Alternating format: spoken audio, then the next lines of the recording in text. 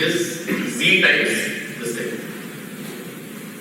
In fact, from your Z-score calculation itself, you can actually calculate the entire confidence interval. What is confidence interval? I want mean x bar plus minus sigma Z times the sigma. Population is there. The confidence interval, we are putting so fancy words and concepts there. But the Z-score calculation is telling me what the confidence interval is. X bar plus minus. Okay, so the mu is equal to x bar minus Z sigma divided by square root of n. Plus minus of that is the confidence interval. Okay, so sample mean plus minus margin of error. Sample mean plus minus margin of error is the population mean. Population mean will be in that range. So for 90%, what I was drawing on one note, that is what I have put here, and this is 5%, this is 5%. So this will be 95% here. The Q naught corresponding to that will give you 1.64, 1.645 to be precise. Where is it? 0.95. Here, right between those two, right here. So 1.645, right? Okay, and the R for that. That's clear. So now I have the population mean is sample mean plus minus 1.645 times the standard error, which is 7.7 divided by square root 4.4, 44. So I am 90% confident that the population mean number of years for all the companies, American companies trading with Indian companies, is going to be somewhere between 8.545 and 12.365 years. I am 90% confident. 10% of the time I could be off. If the sample is from that 10% of the samples that are actually further away, then I am taking so these 44 that we have taken, if they are not the right sample, I could be off. 90% confident, that's it. Good. So summarizing the confidence intervals, nothing but Z-score written in a different way. That's exactly what confidence interval is. Z-score rewritten. X minus mu divided by standard error is equal to Z. So x minus Z times the standard error is equal to plus minus. This is the confidence level. Okay, so if I am looking at population, we have covered mean and proportions. If the population distribution is normal and I know the population variance, it doesn't matter if the sample is large or small. The population is normally distributed, and population variance is known. I don't care if the sample is small or large. Sample mean is known. Sample mean plus minus Z times the margin of error. That's what the confidence interval is. If population is not normal but sample size is large, then again, and you know the population variance, then again the same formula doesn't change. If the population is either normal or not normal, but we don't know the population variance, we don't know population variance, but sample size is large enough. We don't know the population variance, so we will have to now play with the sample variance, and we did that with apples. We estimated that the sample variance is the same as population variance. So I replace the population standard deviation with the sample standard deviation. That's it. I know the sample standard deviation, I don't know the population standard deviation. What do I do? In the margin of error, I replace it. Fair enough. If the population is binomial, like the proportions that we were talking about, and the sample size is large, then again the same thing. Sample proportion plus minus the margin of error. Margin of error again depends on the confidence level multiplied by standard error for this proportion is PQ over N. That's it.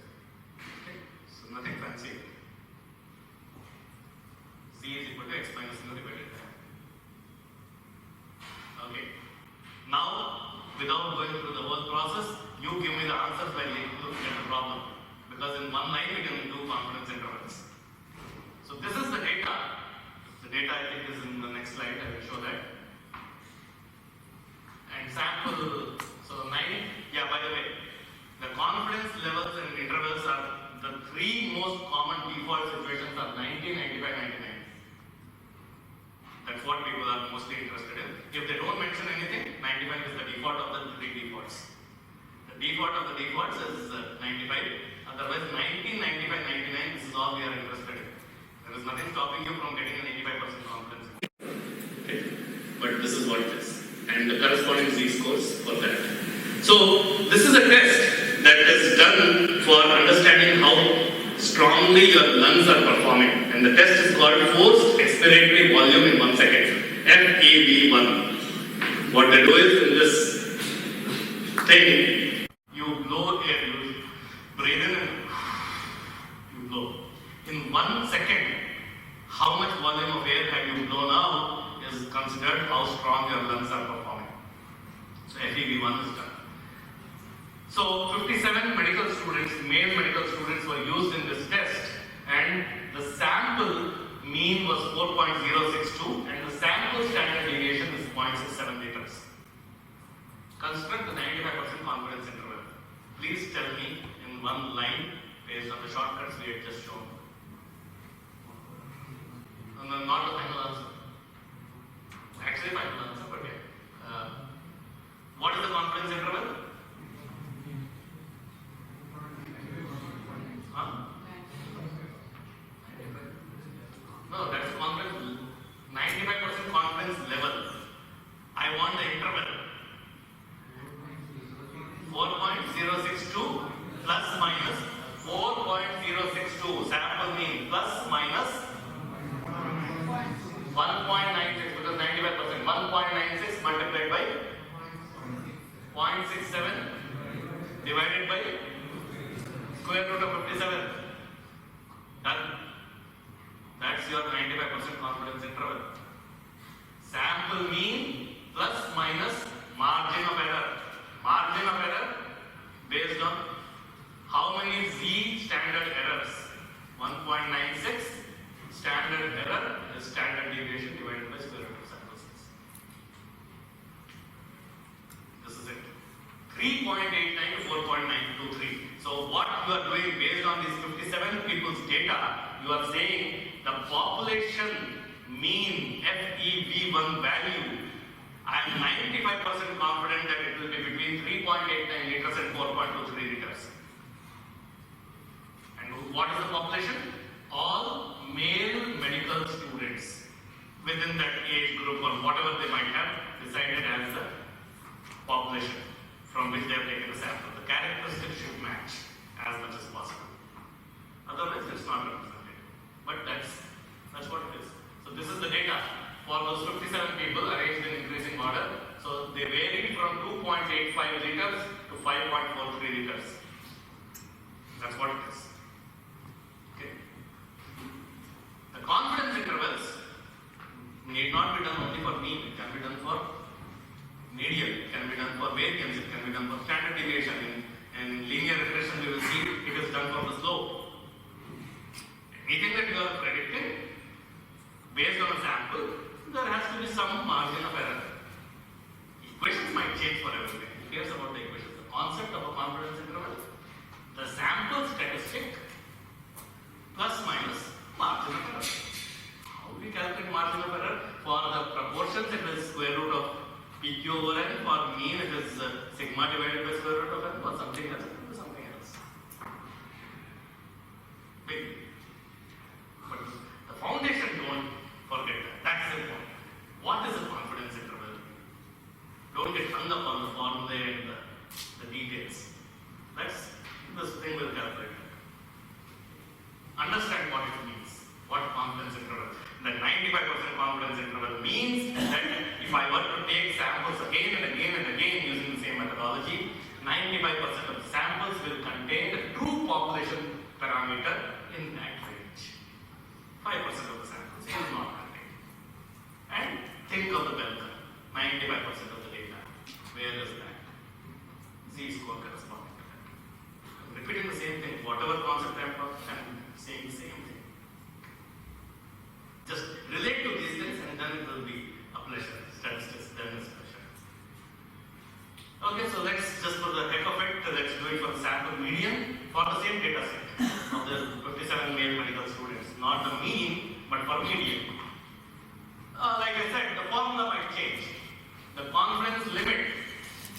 Previously, I could use the standard error, sigma divided by square root of n. Now, for median, I cannot do that. I don't have, sigma doesn't really make as much sense because it's not symmetrically distributed. Median will be when there are outliers and all those things. So, arrange, and the moment I say median, I have to arrange the data in increasing order, the midpoint. Okay.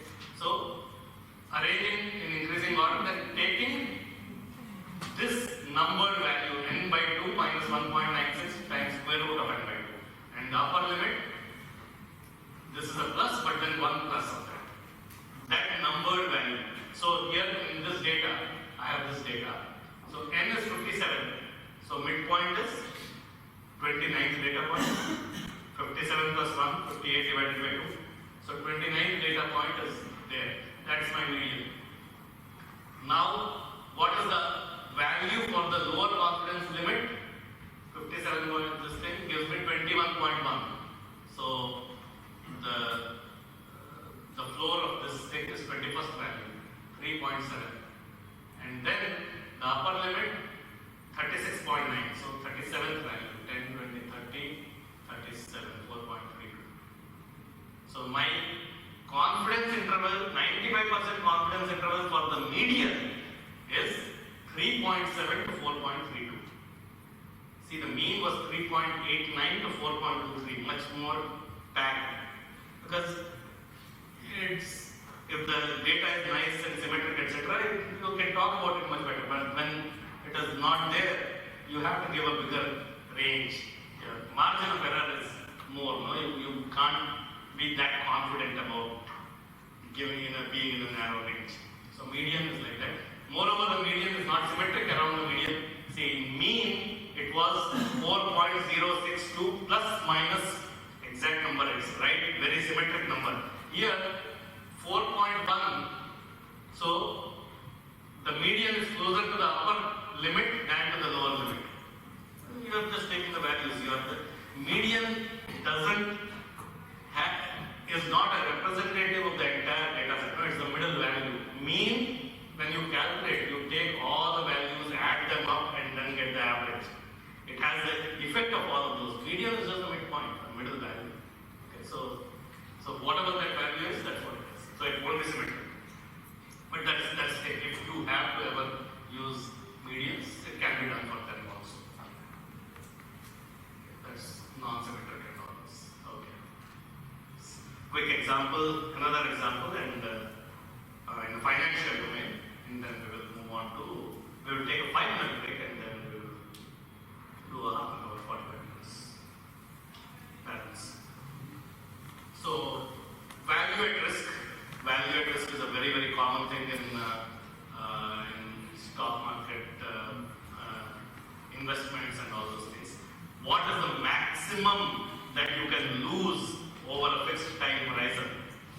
That is the value at risk. Within a certain confidence level, how much, what is the maximum level, maximum loss that you can incur? So if you have an idea about that, then you can decide, okay, am I good enough to go with this investment or not? This is because profit loss can happen. The bigger the risk you take, the bigger the profits you can make. Okay?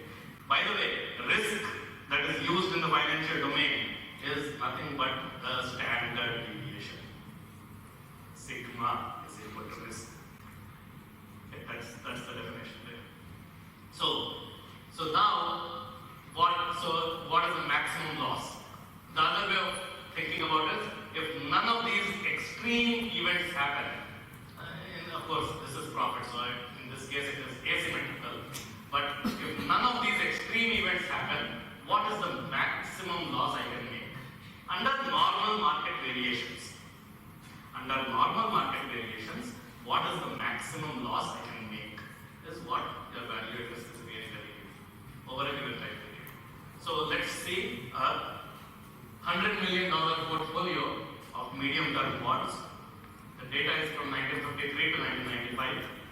monthly returns on some portfolio of medium term funds. Now, I want a confidence interval for 95% confidence level. That means that 95% data I am considering as normal variation. There will be variation around the mean. I want the 95% confidence interval, which is I consider normal. Beyond that is the extreme events happen. So, what is the maximum monthly loss under normal markets, where my actual minimum was minus 6.5%, highest during this 43-year period, or about 320 odd months, 12% was the highest monthly return I have seen. The plot of the data is like this from 1953 to 1995. Monthly returns, they obviously go to minus about 12% there and minus 6 point something here. And this is where I want to see my 95% confidence level interval. Bonds. Medium term bonds. I don't know. I am not a financial expert. The data is there. I want to understand only my confidence interval. If you know that better, please do something on that thing and share the data with me and explain to me. No. I'm not saying anything about that thing. Don't get me wrong. It's just that I'm only talking about it. I don't even know the difference between a bond and a stock as much. Okay? So bonds are safer as well, from what I understand, than stocks. Am I right? Okay. So, yeah. So bonds are safer things, yeah. So what I'm doing is, I'm only interested in the value at risk, the maximum loss. So I have, and this is actually fairly normal.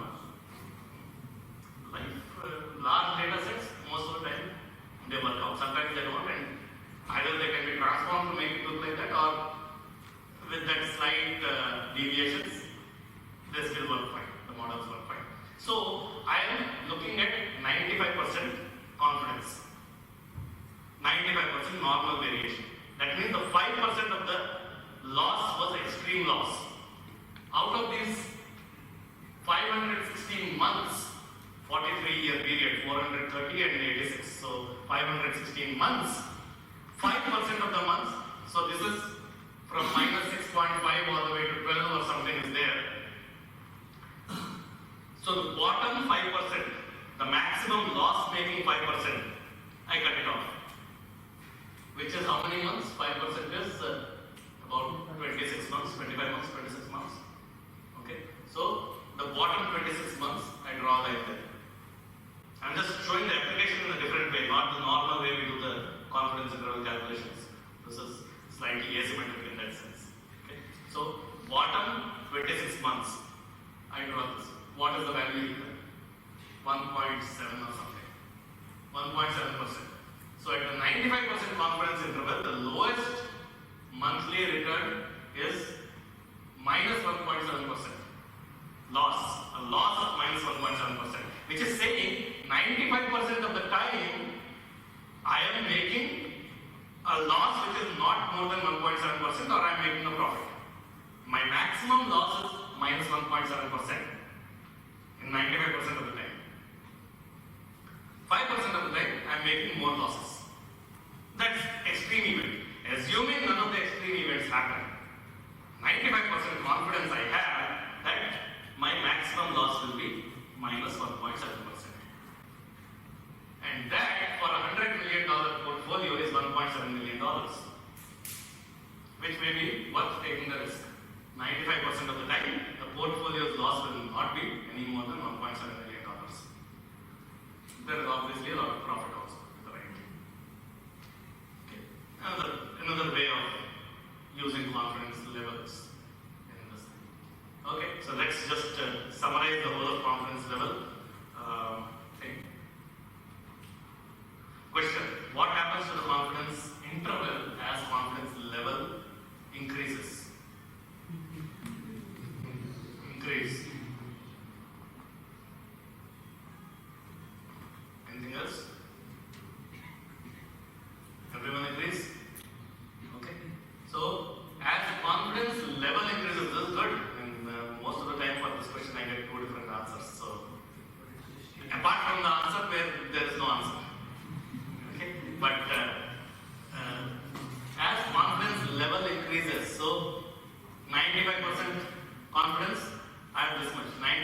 confidence, I have more data covered.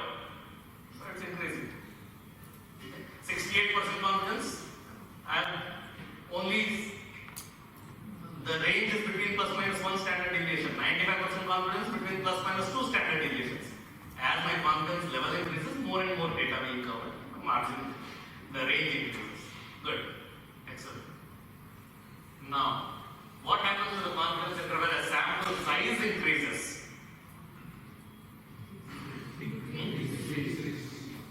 Increase? Decrease? Decrease? Okay. Sample size. Sample size is related to your error.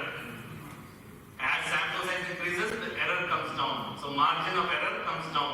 If the margin of error comes down, sample mean plus minus margin of error number. Smaller number. So as sample size increases, I have a tighter confidence interval. Now, one question I didn't put here. Is a high confidence level good or low confidence level or somewhere in between? Low confidence is good. It's good. Medium. It depends. Someone said depends.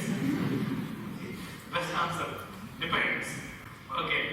See, high confidence, 90, 95, 99 are good, the default ones. Suppose I want 100% confidence. I want people who want to be fully confident. No? So I can say that the height of the people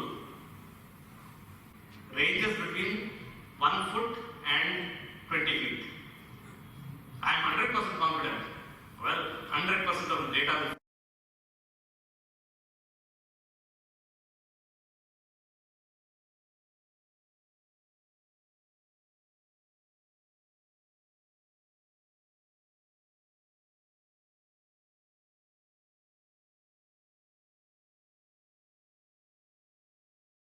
guaranteed. No?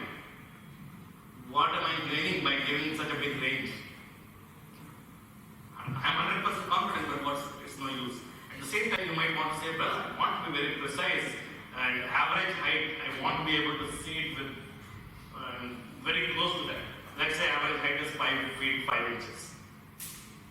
Then I want to be able to say between 5 feet 4 inches and 5 feet 6 inches. How confident can I be? Very little, no? 50% confident, let's say, or even less, 30% confident. 30% confidence, what does that mean? 70% of the time I will be wrong, the true value will be outside of this range. What am I gaining by giving that narrow range? So I need a reasonable confidence, 90, 95, 99 are acceptable ones, with a reasonable range. Okay. And sample size helps us tighten the range for the same confidence level. Okay.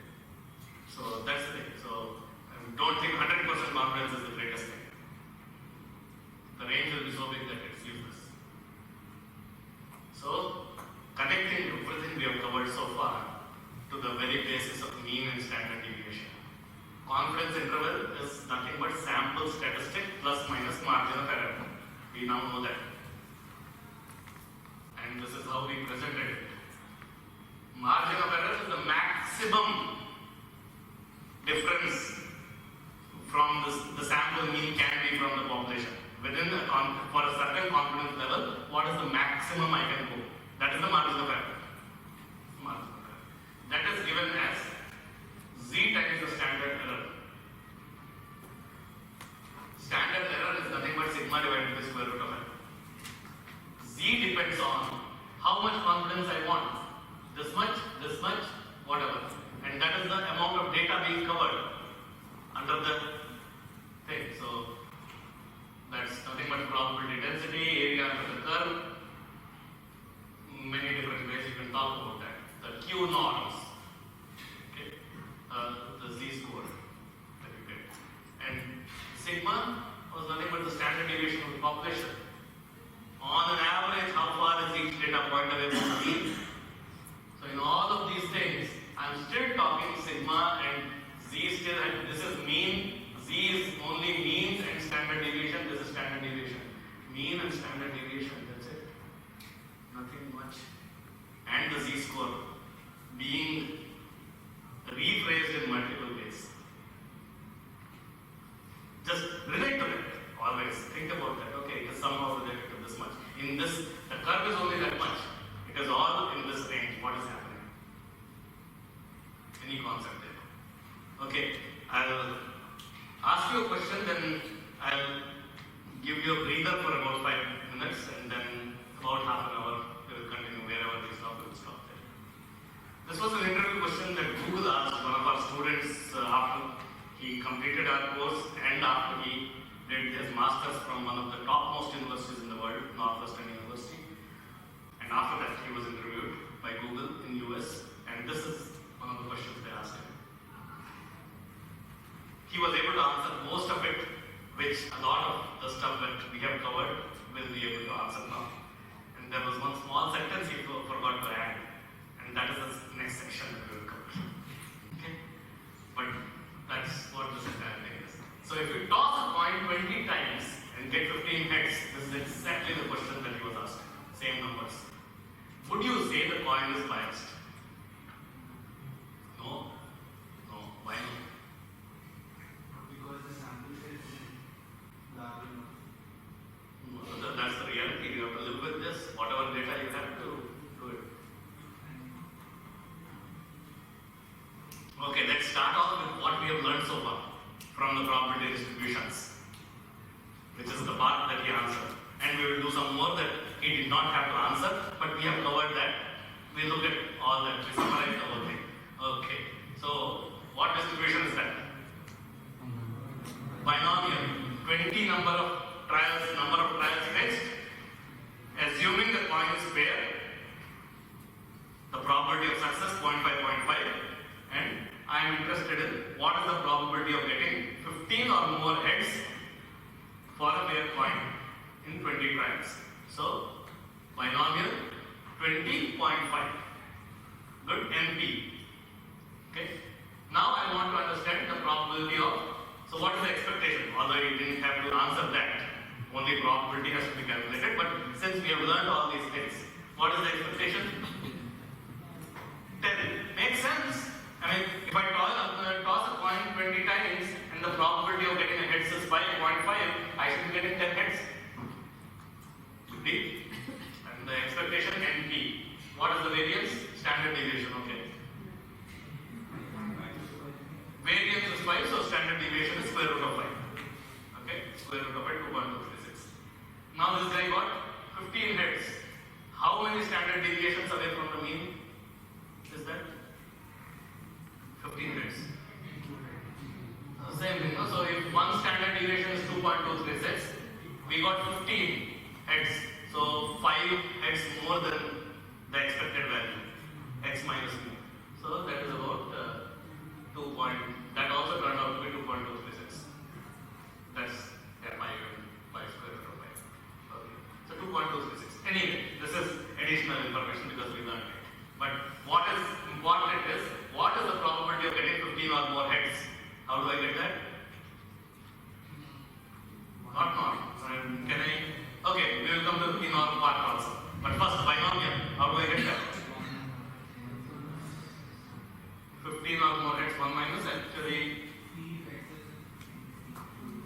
Yeah, so 15, 16, 17, 18, 19, 20. Probability of getting 15 heads, 16 heads, 17, 18, 19, and 20. And binomial properties, MCR, p to the power of r, q to the power of n minus r. R is 15, R is 16, 17, 18, 19, 20. I do all of that.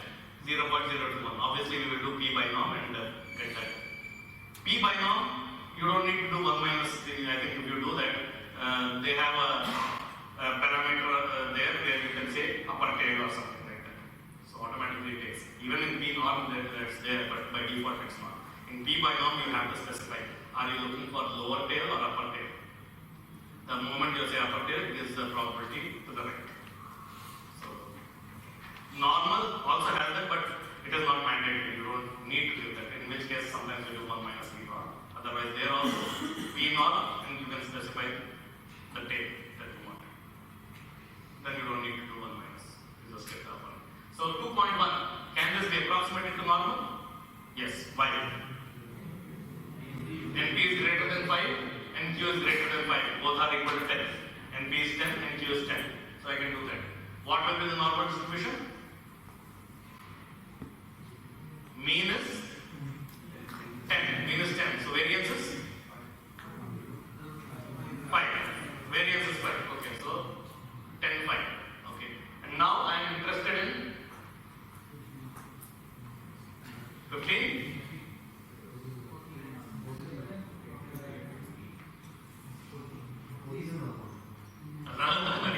Someone is smart there. Moment I'm looking in normals, he is called. Okay? What the hell? 99% of the time it will be correct.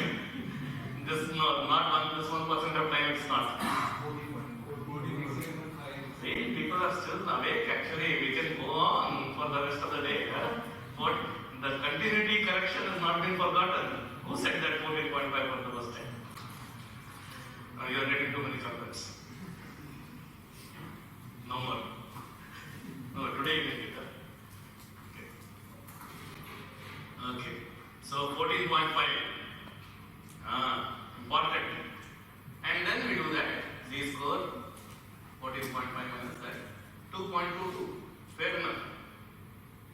We got that. He did not have to do all that also. So far, calculated. He just had to say, okay, I calculate the probability. There is some probability. But this is what we have learned so far. Based on this, what can I do? For a fair point, there is a 2.2% probability that you can get 15 or more hits. So how can I say whether it's biased or not? I need to add one more sentence. Confidence levels also can be used, but in this case now, a better inferential technique. Confidence levels can be used. It can be done. Hypothesis testing. That's what we will do.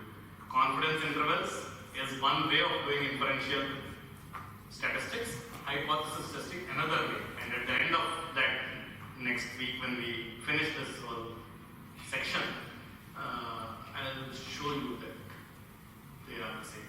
In fact, that part I will cover probably today itself. But I will summarize it. So hypothesis testing is what we need to do, which will give us one more line at the end of this session. This section, we get one more line that had to be added. He forgot to add that. He gave the answer up to this point. Okay? 5-minute break and then another half an hour.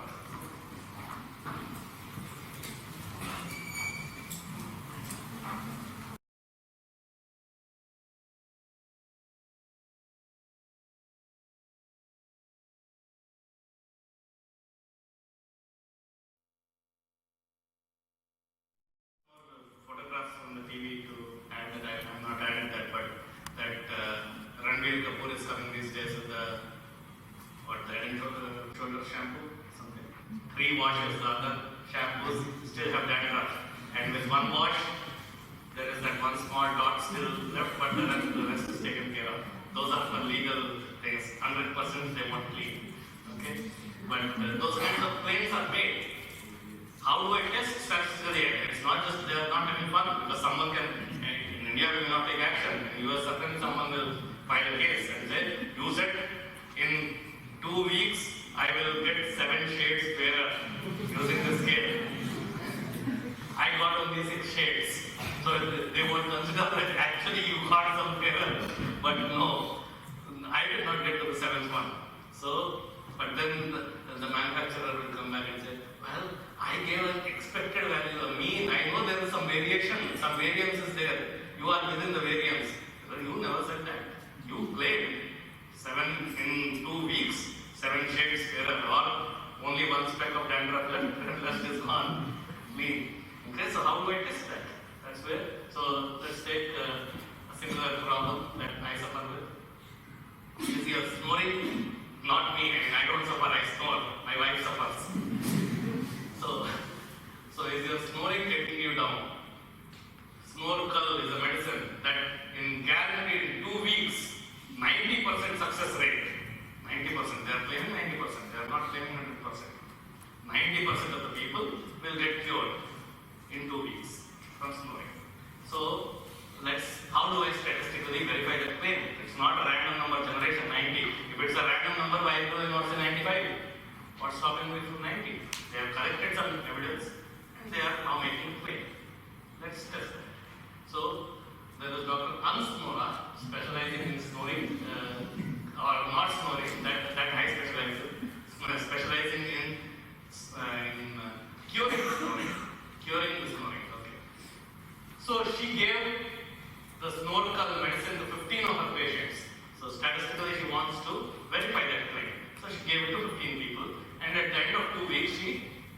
checked how many were cured. 11 people got cured. Medicine works actually. 11 people got cured. But 90% failed. 90% of 15 people, 13.5. So, 13 people should have been completely cured. 1% should have been half cured. Or 13.5 to 14 people should have been cured. But only 11 got cured. So, is the claim wrong or is the sampling wrong? Somewhere something is wrong. How do I verify it? Okay. So, anyway, so the hypothesis testing process goes like this. This is what I want to draw, this is what I want to draw. And now, let's say, first of all, we will just go with that claim. You say 90% are getting cured, I will accept that. Everyone, in general, hypothesis is that most of the people in the world are good people. So you are also a good person. You are making a claim, I accept it, 90%. Now I will take a sample. I will check the evidence. And I will see if that evidence is supporting your claim or not. If the evidence doesn't support your claim, I will say you are making a mistake. Your claim is wrong. I will reject your claim. Till that time, not guilty till proven guilty. So you are not guilty. Till that time, your claim is valid. I accept it. So this is your claim. I accept it. Now, but I am also a reasonable person. I know that when you are saying 90%, every time I take a sample, exactly 90% will not get cured.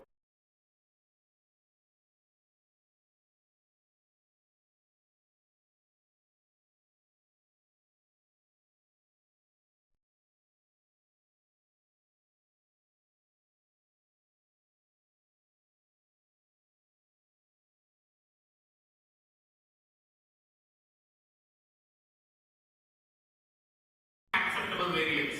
In confidence interval, we were talking about that 95% of the variation is normal variation. Same thing. So, I want to now say, what is my normal variation? If 90% is being claimed, then how far can I go before I say, well, this is too far, this is not supported, this is not normal variation, this is an extreme event happening. And so, what I will say is, well, should I accept up to this much? This is 90%.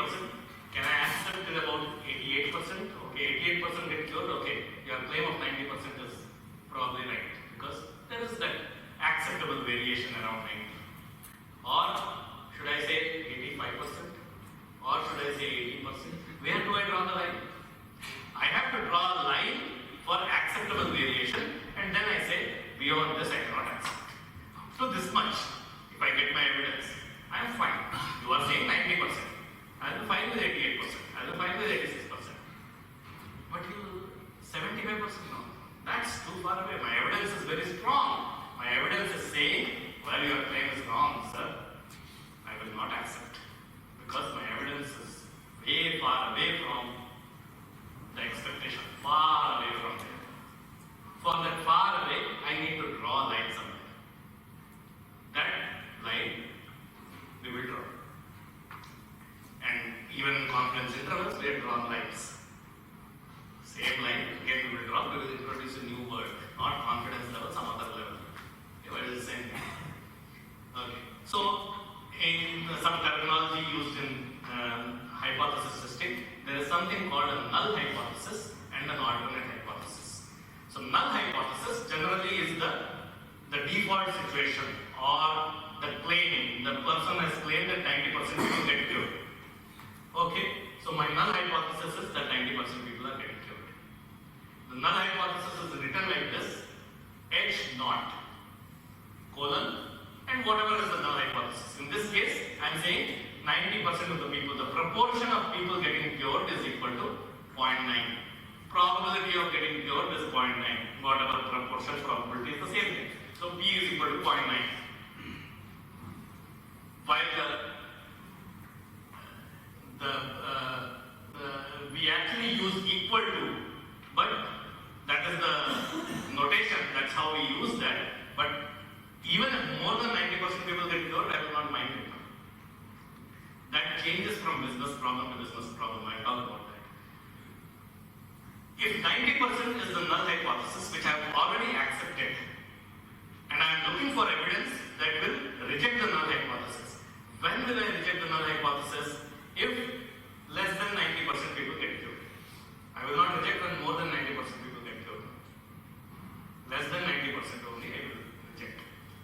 That becomes my alternate hypothesis. If I am rejecting null hypothesis, I have to have an alternate hypothesis that is correct. And that is written as H1 or sometimes HA, alternate A. And P is less than 0.9, which means the greater than part is part of this thing. But we always write the limiting case. 90% I will accept. Less than 90%. But less than 90% doesn't mean 89%. I know 90% itself has a range. Otherwise, I can just divide 11 out of 15 people got cured. It is whatever 80% or something. I reject it. So that's not the way. 90% itself is so it's not just simply getting the percentage calculation because there is a variation. Another sample may give me something else. Another sample could have given me 93% people getting cured. I can't reject based on one sample. No, I have to accept some variation. I'm accepting something. So 90% is the null hypothesis. This is the alternate hypothesis. Just to understand alternate and null a bit more, the default situation, the conservative situation, what is happening currently is the thing. If I'm giving a medicine, medicine will have no impact. Is my default. Currently, I don't have a medicine, I'm not taking it. Default situation, it will not have any impact. My evidence should show that it has an impact. So if the medicine really does have an impact, I will reject the null hypothesis that the medicine has having no impact. So a default situation, current situation, accepted claim, those are the kinds of things that we use null hypothesis. You have a choice of using anything as a null hypothesis. The opposite of that also you can use it. But intuitively understanding becomes very complicated. So other than that, for solving the problem, anything can be null hypothesis. Null hypothesis you could have taken as not equal to 0.9, actually not. But the coin is fair. The coin is fair is a null hypothesis. You can take coin is biased as a null hypothesis, but that's not the default situation. So that will complicate the way you analyze. Somewhere you will make a mistake. You can solve the problem by taking that, but you don't do that normally. So coin is fair is the null hypothesis. What is the alternate hypothesis? Coin is biased. Or you can get specific. Coin is biased towards heads. In our case, more heads are coming. Coin is biased towards heads with a probability of 0.8. So only if it is more than 0.8, then I will say it's rejected. But even if it is biased with 0.6, I will not reject. Because you are saying it is biased with 0.8. But null hypothesis up to 0.8 is okay. So that way you decide the null hypothesis and the alternate hypothesis, they are just the opposite of that. So coming back to our Unsnora problem. So the second step, choose your statistic, which is nothing but deciding what the distribution is. This is a binomial distribution. 15 people. I am counting how many successes. So X is distributed, random variable number of people getting cured using Snorkel is distributed as binomial NP 15 and P is the hypothesized, null hypothesized probability. P is equal to 0.9. Okay. And then we need to decide the cutoff. And this cutoff now is not called confidence level, it is called significance level. But it is nothing but the confidence level, 1 minus of confidence level. Okay. So now if I say, here. So just imagine your bell on top of it. I just removed the bell part, but the x-axis is here. So if I say my significance level alpha is equal to 5%, I am drawing the line. 95% of this variation I consider acceptable variation. This 5% is where I am saying, well, it's too far. I will reject your claim. If my evidence falls in this thing, I am a nice person. You are claiming this. I accept there is normal variation. 95% of the data, normal variation. I accept that. They are not extreme situations. But this 5%, I draw my line here and cut off, and this is my 5%. This area, the P norm here, corresponding to that Z-score, is 5%. Okay? So, that is my significance level. Confidence level, 95%. 1 minus of that is significance level. Same thing. Okay? So, this is where I am drawing the cutoff, and this is what I call my critical region. If my sample fell in this region, then I will reject your null hypothesis that 90% people are getting cured. You said 90% is here. I am willing to accept up to this much. Beyond this is too far for me to accept. The evidence is too strong. I will not accept your null hypothesis. So this is called significance level, and that's what I want to test. And this is, I am now introducing the term p-value, but same p norm that we were calculating. You will hear p-value and all those things, but p-value, whatever we have been talking about till now, that's the same, nothing new. It's the area under the curve. The area under the curve, the probability, whatever the p norm, whatever name we give, it's the same. Okay, so we need to calculate that p-value. Now I have a sample. So I have a sample. If my sample is somewhere here, it is within my normal range, normal variation. If my sample is here, how do I know that the sample is in the critical region? By looking at the area under the curve. If my sample is here, suppose my sample is here, will my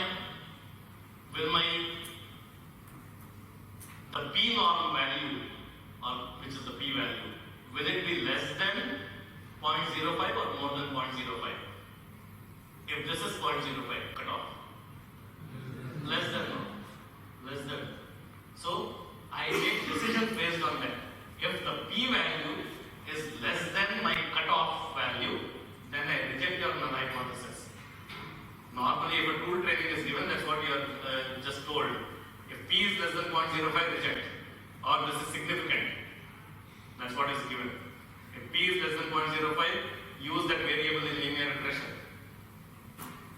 I'll explain why. This is where it is coming in. If I am saying the area to the left where I am drawing my cutoff is 0.5, 0.05 or 5%. If my sample is here, the area to the left of that is even less than 5%.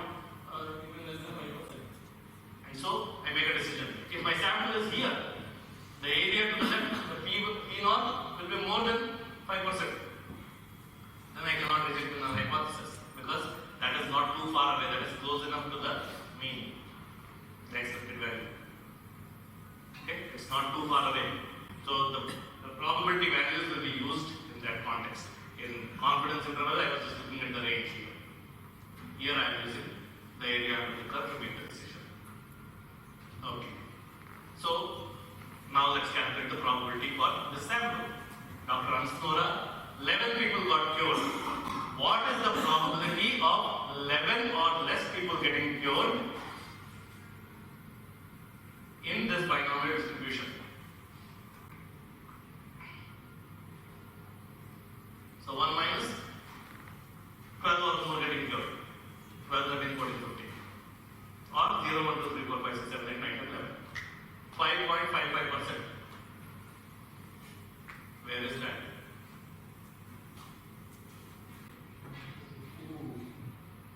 What do we do? Now you have to make a decision. Can you reject the null hypothesis or can you not? No, because this is within that 95% acceptable variation. The sample is there. The sample has not fallen in the critical region. It is not too far off. I cut off my thing at 5% here. This is where I said beyond this is too far off. The evidence is too strong. This evidence is not that strong. I cannot reject the null hypothesis. Okay? That's how you make a decision. For your sample, Find out where your sample falls. If it falls in a critical region, you reject the null hypothesis. If it doesn't, you can't reject the null hypothesis. Yes? Do we have a range for the critical time also? No. You have a cutoff. You decide the cutoff. And this is where people play games. Statisticians play a variety of games. And so much so that for about 3 or 4 decades there has been discussions going around p-value, and earlier this year American Statistical Association came up with guidelines on how to use it, and newspapers screamed headlines, p-values have been banned. That was the headline that came. P-values have been banned. P-values have not been banned. People misuse them, especially a lot of clinical trial related things. See, you may have made up your mind already. I want to get this conclusion from my study. Sometimes these are paid studies. Okay? Actually, most of the times they are paid studies. So now you did your statistical analysis. You had decided on rejecting the null hypothesis. You had decided on your sample fell here. What do? I can't read minds. No, I am not, or you have not yet published your results. Now you say, well, I took a cutoff at 10%. My cutoff was decided at here. 90% confidence is what I started off with. So 10% of the data is where I am thinking this is extreme. So if I cut off here, the sample is to the left of 10%, no, less than 0.1. This is not less than 0.05, but it is certainly less than 0.1. Then you say, well, see, I reject the null hypothesis. At 10% significance level, I reject it. Perfectly valid. At 10% significance level, 10% significance level, I am drawing my cutoff here, not at 5%, but at 10%. Thus 90% is acceptable variation. So I draw that, oh yeah, it is in the critical region, reject. Done. So people change the p-value after they see the result, not to be done. Very unethical, but very commonly done. And so you have to decide up front. Now it's quite possible. See, this guy is just felt so close, it could have gone either way. And if some things like that happen, if you are very close to that cutoff, you may decide, I may not have done the sampling properly. Let me do another study. But whatever that tells me, I should accept that. Now, if that accepted is rejected, then let me do another one. No, I should not. Think about your sampling properly. Say, okay, now maybe my sample was too small, maybe I did not consider all the properties of the population. Let me consider that, take a proper sample, do another test, whatever that tells me, I will accept. Then you go with it. Or you think out of the box, you come up with your own rules, nobody makes the rules for you. You say, if you have the ability, I will do 3 tests. And majority wins. If 2 of the tests give me something, I will accept that. All 3 give me the same thing, whatever, is anyway acceptable. You decide that upfront before you do the testing. After that, whatever the statistics tells you, that's what you have to do. Statistically, that's what it is. Hypothesis testing, in fact, will never tell you what is the truth. It will only tell you whether you have evidence strong enough to accept or reject the claim. Reject or not to reject the claim. Okay? So that's what our friend Dr. Ansnora also did, because you cannot reject the null hypothesis in this case. So what Dr. Ansnora did is just stopping short of stopping the breathing itself, because that's the best way to stop snoring. So she said, okay, let me do another test. 100 people, this time I will be more careful with my sample. 100 people, now 80 got cured, 20 did not get cured. The claim is still 90%.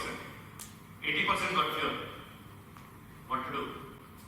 Obviously, I cannot take 80%. Next time I do another test, 88 people will get cured.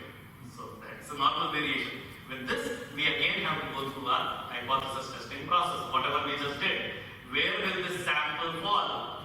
Probability of 80 or less people getting cured with the null hypothesis accepted that 90% are getting cured. I do my same z-score, find where that sample is, I make a decision if it is in the cutoff region or not. So let's do that. So So what's the null hypothesis here? 90%. That doesn't change. The claim still remains. What is the alternate hypothesis?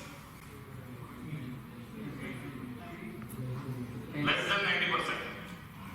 Less than 90% is not 89%. Less than 90% is the region in the critical region.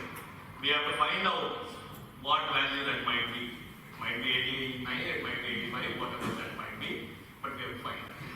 Okay. So what's the test statistic, which means writing the distribution, the random number X of people getting cured is distributed as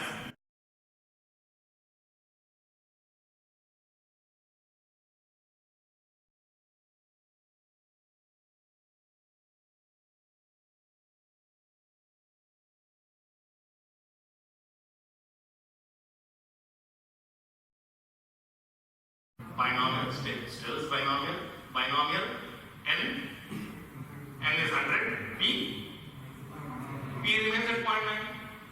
Until the null hypothesis, I have claimed, accepted your claim, that remains there. So 100.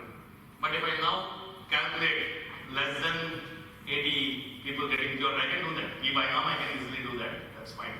But we have learned some other things. Can I approximate to normal? Why? NP is what, 90, NQ is 10. Both are more than 5. Well, okay, we can do that.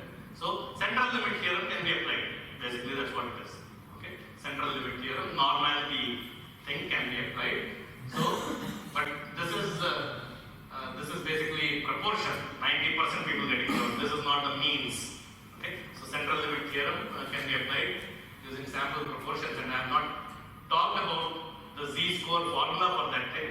I have talked actually, but not with the continuity correction part.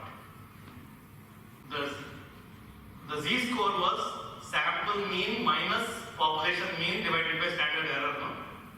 So sample proportion minus population proportion divided by standard error. But that same 0.5 discrete being moved to continuous, that same 0.5 correction in proportions, I am dividing everything by the total number of data points. So that also gets divided by the same thing. 0.5 divided by. So that's the continuity correction in proportions. That's how it gets implemented. Same thing, 80% getting cured, 0.8 plus 0.5, 0.005 divided by 100. N is 100. Minus, this is the population proportion, is the hypothesized value. 90% getting cured. 90% getting cured is the hypothesis, no? Null hypothesis. I use only null hypothesis. And then PQ over N. Null hypothesis I have already decided, 0.9. 0.9 multiplied by 0.1 divided by square root of minus 3.17 is what the z-score is. What do I do? Do I need to even do anything? I can calculate the p-value corresponding to that z-score, but even otherwise I can make a decision now. 3 standard deviations away, 95% confidence interval is about 2 standard deviations, but even if I don't take symmetrical confidence interval, even one way, 3 standard deviations is anyway gone. You are way into the critical region. But no, if you don't want to think that much, the process calculate the p-value 0.0008 and check where the p-value is. P-value is less than 0.05, it is in the critical region. The sample is way here. So your decision is reject the null hypothesis. Your evidence is far away from what you are claiming. I have taken 100 people. You said 90% people getting cured. No, that's not happening. So I reject the null hypothesis. Okay? So, like, considering 95% of the inclusion, is it a good practice? It is a good practice. That's a normal variation. I mean, most of the things, when the data is getting generated, that is getting generated by a normal process. Some process is generating the data. In any real world, you are collecting the data, normal behavior is happening. And so, most of that is inherent in nice variation, that is normal variation within that. So, assuming 95% is proper normal expected variation in this process is fine. There's nothing wrong with it. You can't say 50%, so then you are saying 50% is really, in a way, outlier kind of a thing. Then some other process must be generating it. Then you separate the data into two parts, build two different models. And the guidelines that you told that were given, what was the main point? What was the main thing that they taken out of Which guidelines? critical point? Yeah, okay, good. So just like 90, 95, 99, what will be the significance levels?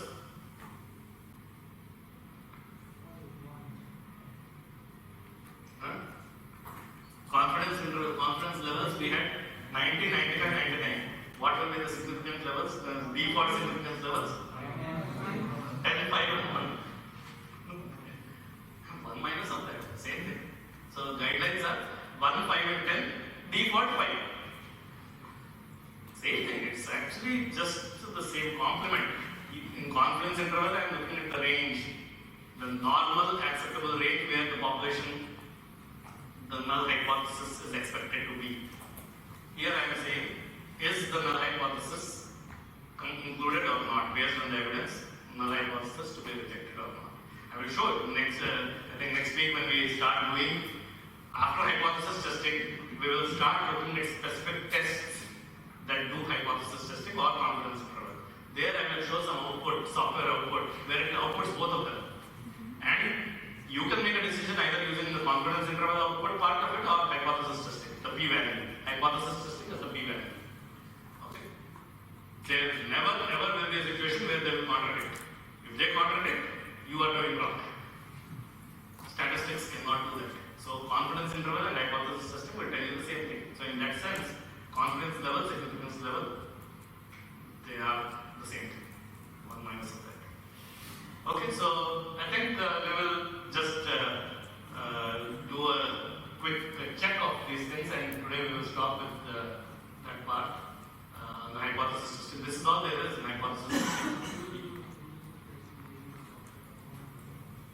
Manually, we never do anything. Hypothesis testing we will do for various types of situations. There are different types of tests. There is a t-test, f-test, ANOVA, chi-square, hundreds of tests are there. We will see under which circumstance what test should be used, how to use that. And then for understanding the concept, we will do this manually in the class. But in the lab, you will learn how the R will take care of that. So, and then that's what. So we don't hypothesis testing. What test to do, you have to decide. It's not automatically. You throw data and you won't do anything. You will have to say, do I want to do t-test or an f-test? So you have to type that t.test or something like that, or f-test, or variety. So you have to decide that. Software will not do that. But software will do the calculations. You don't have to do that. So in hypothesis testing, do you assume the null hypothesis to be true or false? True. Good. If there is sufficient evidence against the null hypothesis, do you accept it or reject it? Reject it. If there is evidence against it, you reject it. Great. If the p-value is less than 0.05 for this significance level, will you accept or reject the null hypothesis? Yeah, because less means the sample is here. That's when the p-value or the area under the curve to the left of that p-value or of that z-value will be less than 0.05. So it is too far away. This is where I am drawing the cutoff for too far away. If it is too far away, then I reject the null hypothesis. This is the acceptable part. Do you need weaker evidence or stronger evidence to reject the null hypothesis? If you are testing not at 5% but at 1% significance level.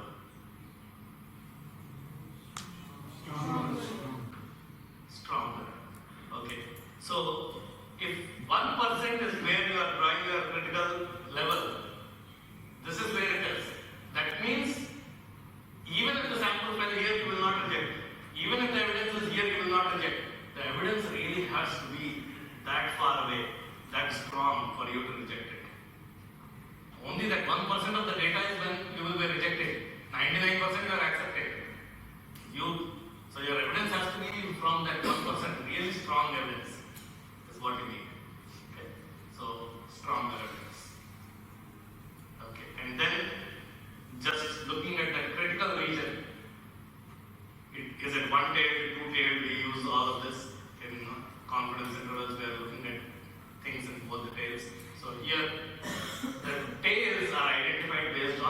sign for the alternate hypothesis. So, if the alternate hypothesis includes less than sign, like the one we were doing right now, less than 90% people getting cured, my critical region will only be in the left tail. Obviously, no, if less than 90% getting cured, only 70%, 85% get cured. That's when I will reject. 95% getting cured, 98% getting cured, I will not reject. Sometimes 100% getting cured, I may reject. You may have to think of it because data is first, and a lot of some very famous statisticians have also done that kind of a thing. So, too good to be true. In that kind of a situation, even here, I could have decided I will reject the null hypothesis if less than 90% or more than 99% get cured. I can do that. In this case, we did not. We only said less than 90% getting cured. We will reject. So the business problem will decide whether you have a one-tailed test or two-tailed test, whether it's left-tailed or right-tailed. So right tail would be more than sign. Maybe something similar to that Google question. If the alternate hypothesis uses a not equal to sign, then you have a two tail. You will reject whether it is less or more. Not equal to 0.9. 0.9 has an acceptable variation. But if it is too less than that or too much more than that, I will reject. So not equal to is, so tails are in both the regions. So when there is a not equal to sign, you have a two-tailed test. When you have a two-tailed test, your significance level gets divided equally in the two tails. So you may still have decided 5% as your significance level, but 2.5% here, 2.5% here. Corresponding z-scores you have to look for.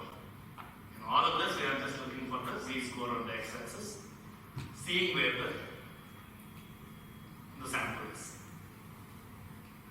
Great, okay, so let's see if we have understood that part.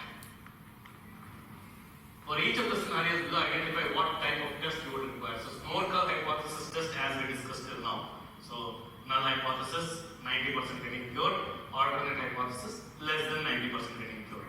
Is that one tail or two tail? One tail, left tail or right tail? Left tail, right. Okay, lower tail. If we were checking whether significantly more or significantly fewer than 90% people have been cured, that means the alternate hypothesis is that two tail. So I will reject if very few people get cured, or I will reject if too many people get cured. Two tail. The coin is biased. One tail or two tail? Two tail. It could be biased towards tails or it could be biased towards heads. Either way I will reject. Coin is biased towards heads with a probability of 0.8. One tail. Which tail? Upper tail. 0.8 or more only. I will not reject if it is less than that. So, upper tail. Great. So now coming back to our Google question. What will your answer be? So probability of getting 15 or more heads was 2.1%. Will you reject that or not? Is the coin biased or not? Yes. Yes. Yes.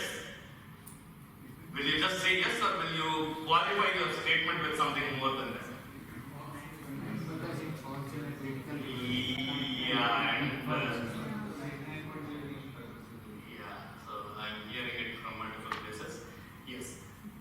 The answer would be I will reject the null hypothesis that the coin is fair at 5% significance level. But I cannot reject it at 1% significance level. The p-value is not less than 0.01. It is less than 0.05. If I draw my cutoff at 0.05, yes, sample is far away. But if I drew my cutoff at 0.01, this is 2.1. It is still to the right. It's not in the critical region.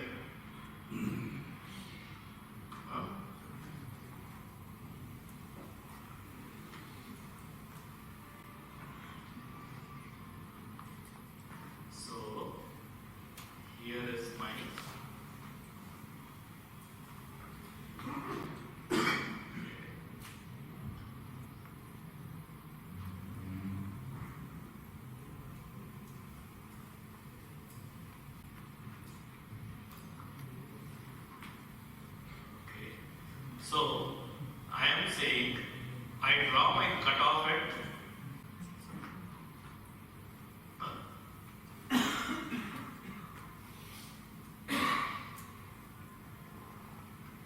0.05, which is this area.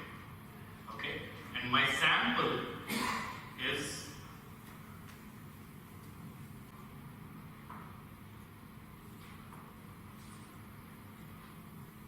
my sample was at, so this area was 0.021. So at 5% significance level, I am rejecting. But if I had drawn my cutoff at this area here is 0.01, 1%, then this is not in the critical region. My sample is to the right. It's in the 99% acceptable variation. So then I won't be able to reject. So that statement had to be added. At 5% significance level, I will reject the null hypothesis that it is fair. At 1% significance level, I cannot reject the null hypothesis that it is fair. Done. The problem, the entire answer would have been given with that one statement. And that, ladies and gentlemen, is hypothesis testing.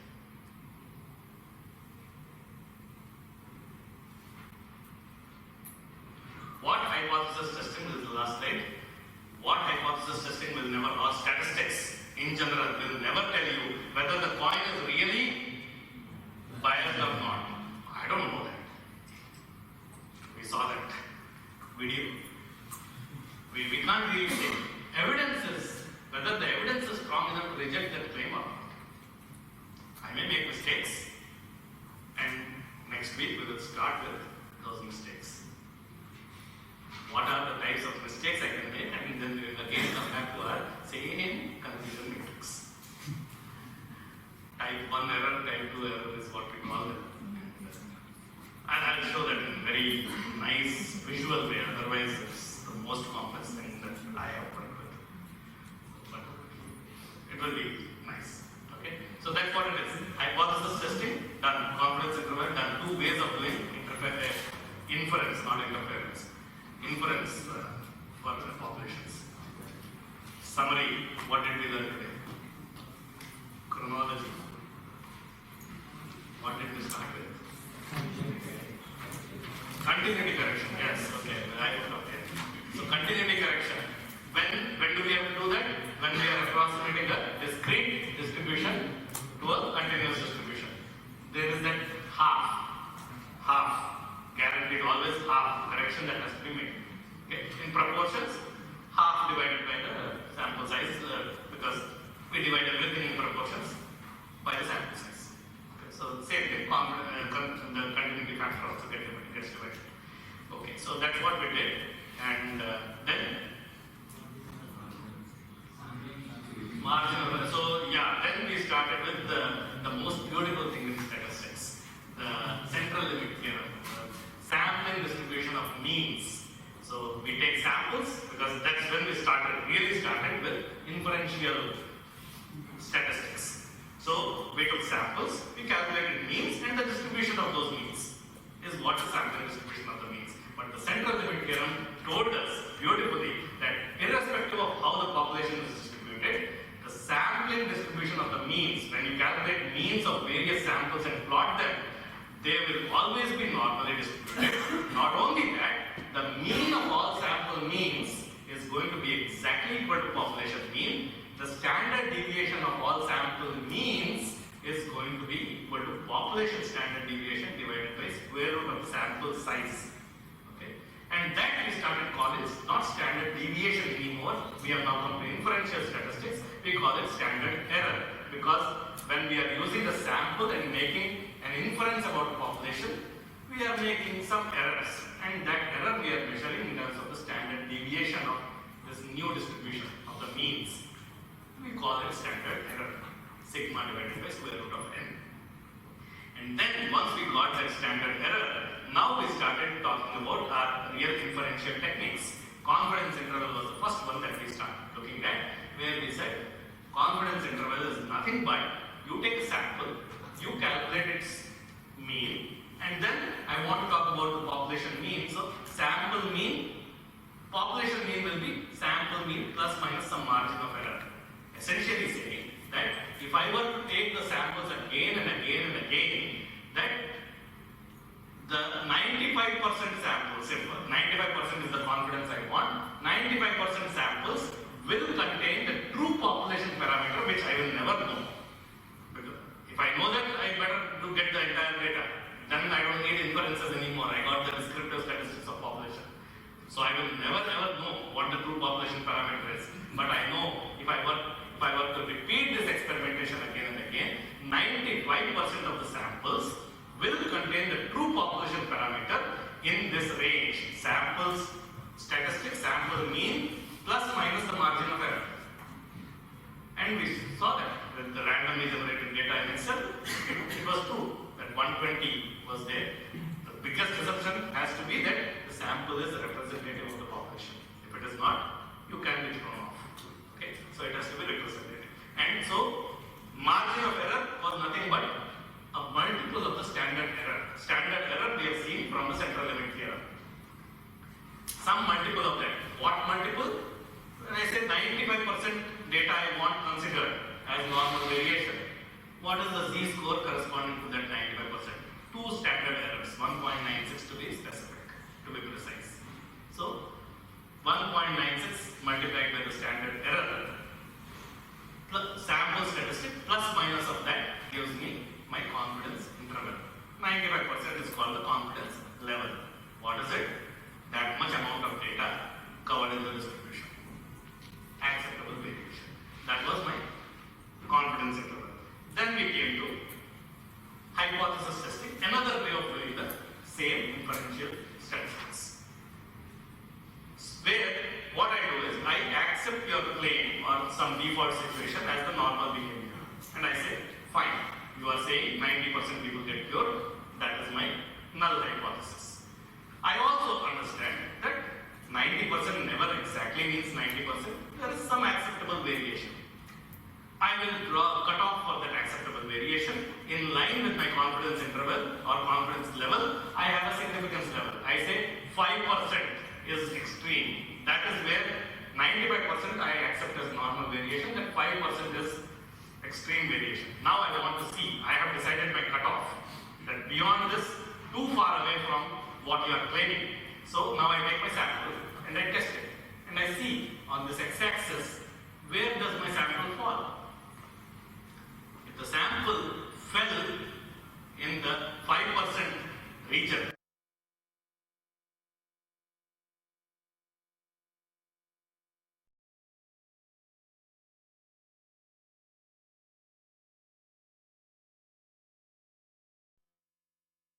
p-value is nothing but p norm, area under the curve to the left of that sample. So here 11 people got cured. But now in our distribution, binomial distribution, 15 people are the total number of people I tested. 0.9 is the probability of success.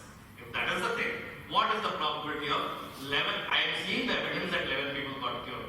What is the probability that 11 or less people get cured? That probability value is my p-value. That is my p norm. That is my p-value. And I compare it with the cutoff that I have decided, significance level. If it is less than that, I am too far away from the acceptable variation. If it is more than that, I am in the acceptable range. I cannot reject the null hypothesis. That's what we have done. That's all we have done.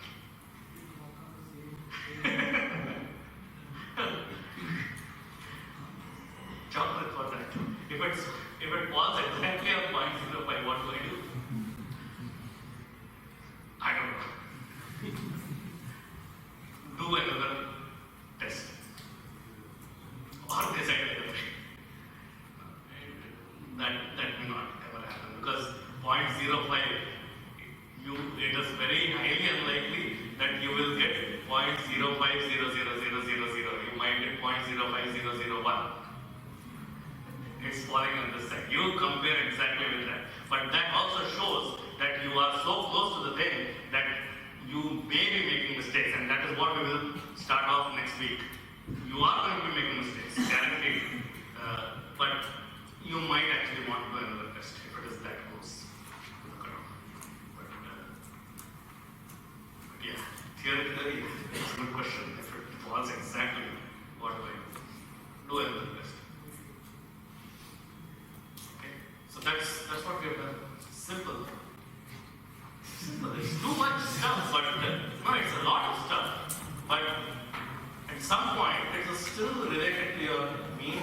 deviation, understanding how far the data is moving around that mean, how much is your acceptable part.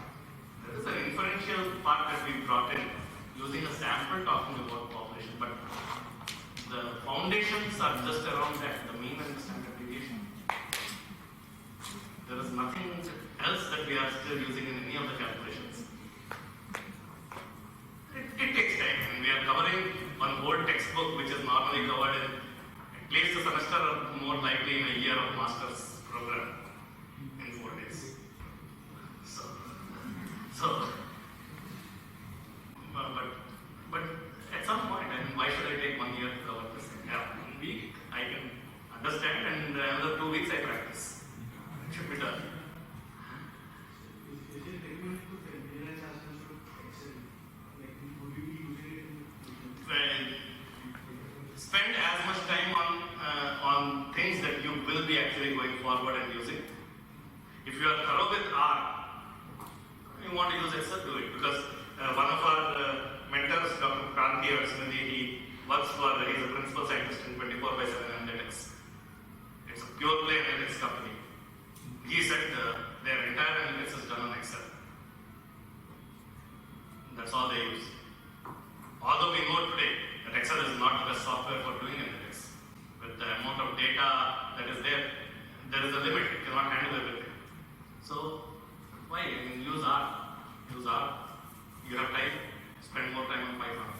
You know these two, you don't need to know anything else. And if you know these, then if you join a company and they are using SAS or SPSS, that's a piece of cake. I can guarantee you it will not take you more than a week to learn that. Because they are meant to make your life easier. SAS and SPSS are meant to make your life easier. Pull down this and that and drop down Minitab or whatever this multiple softwares are. They make your life easier. If you have already done with R and Python, those are child's play. Anybody can learn in, if not only maximum 1 month. That's too much actually. We have, in the first batch, we actually trained some of the freshers. After the program, someone asked for SAS and Mahesh, I think, spent 1 week with them and they were comfortable with it. Obviously, everything has a lot of complications, details, but you are good enough to get started with this. And then develop as you practice more. So it won't take time. Spend on R, be thorough with R. And Python, next level. That should be enough. Excel is easy, and I was not using R, and then I had never coded in R. But then last few batches, I realized that I should be showing the same code in the class, and then I asked someone to show me, and the moment I did it, I said, it's so easy, I can understand it. I don't remember the functions, etc. to code it, but when I read it, it's almost English. So I was able to do that, and that's when I started doing some of it. But R, focus on R. Any other questions on any of the topics we covered today? It's only practice after this. Keep it simple. Don't think of them as, try to relate everything back and forth.